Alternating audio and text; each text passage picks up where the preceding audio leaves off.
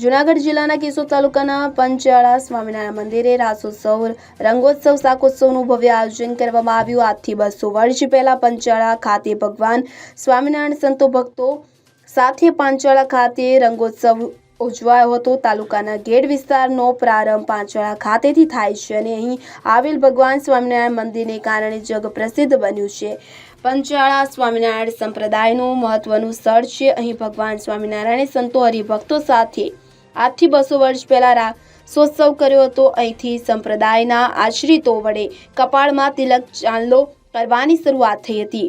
પંચાળા ખાતે પૌરાણિક પરંપરાઓ મુજબ કોતરણીવાળું શિખરબદ્ધ મંદિર તેમજ સ્મૃતિ છત્રી આવેલા છે। તો પંચાળામાં શ્રીજી મહારાજ રસિયો રાસ રમતા સંતોને શ્રી હરિભક્તોનું દિવ્ય દર્શન, રાધા અને લક્ષ્મીજીનું દિવ્ય દર્શન, ધર્મ ભક્તિનું સપરિવાર દિવ્ય દર્શન થયું હતું। સ્વામિનારાયણ સંપ્રદાયના વિવિધ ધર્મગ્રંથોમાં મહત્વનું સ્થાન પંચાળાનું આવેલું છે અને ગરાસિયા જીણાભાઈ પંચાળાના ગામધણી થયા, જેમણે હરિભક્તોની અનન્ય સેવા કરી હતી। શ્રીજી મહારાજની બાંધેલી પંચ વર્તમાનની મર્યાદા જીણાભાઈ ખૂબ જ દ્રઢતાથી પાળતા હતા। તેમની સૌથી વિશેષ વાત એ હતી કે તેઓ ગામધણી દરબાર હોવા છતાં પણ નાનામાં નાના માંદા હરિભક્તોની સેવા ભાવથી કરતા હતા। આ બધી જ બાબતોને લીધે જીણાભાઈ ઉપર શ્રીજી મહારાજનો અપાર રાજીપો રહેતો। જૂનાગઢના નવાબ સાહેબ જીણાભાઈનો ખરેખરો મહિમા સમજાતા થયા અને તેમની ખુરશી પોતાના સિંહાસનની બાજુમાં જ રાખતા હતા। આવો પ્રાચીન ઇતિહાસ ધરાવતા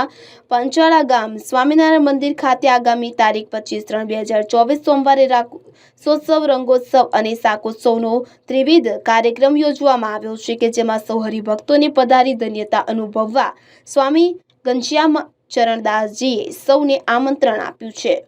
જય શ્રી કૃષ્ણ। આજરોજ સર્વોત્તમ સેવા સંસ્થાન કેશોદ ના સાનિધ્યમાં ગોસ્વામી શ્રી પરાગકુમાર મહોદય શ્રીના ફૂલરાગ રસિયા મહોત્સવનું આયોજન કરેલું હતું કેશોદ કડવા પાટીદાર સમાજ ખાતે। એમાં બહોળી સંખ્યામાં વૈષ્ણવ ઉપસ્થિત રહી અને હોળી રસિયાનો આજના કાર્યક્રમમાં બહુ જ વૈષ્ણવોએ લાભ લીધેલો છે। અનિરુદ્ધ બાબરિયા સાથે CN24 ન્યૂઝ કેશોદ। હવે જુઓ દેશ દુનિયાની તમામ ખબરો તમારી આંગળીના ટેરવે।